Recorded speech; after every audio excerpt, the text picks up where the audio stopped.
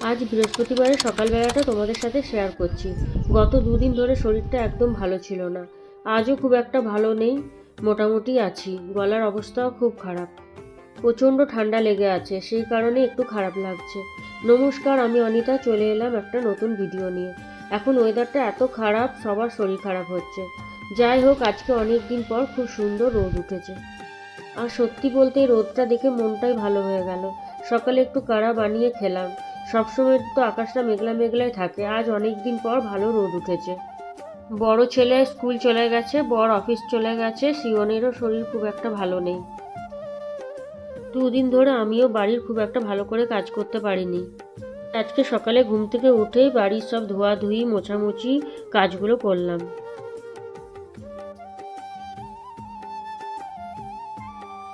বৃহস্পতিবার, তাই পুজোর জন্য বাগান থেকে কিছু ফুল তুলে আনলাম।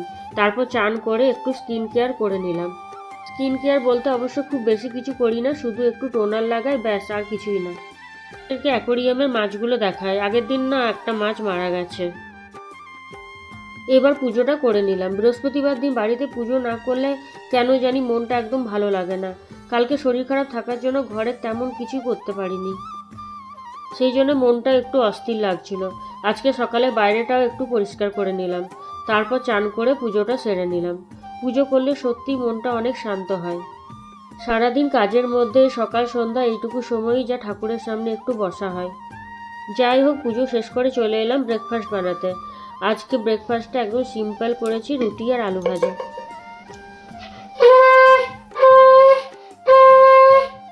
এইভাবে আস্তে আস্তে আমার বৃহস্পতিবারের সকালটা কেটে গেল। শরীরটা একটু খারাপ থাকলেও আজকে রোদ উঠেছে, পুজো করেছি, ঘর গুছিয়ে পরিষ্কার করেছি, সব মিলিয়ে মনটা একটু ভালো লাগছে।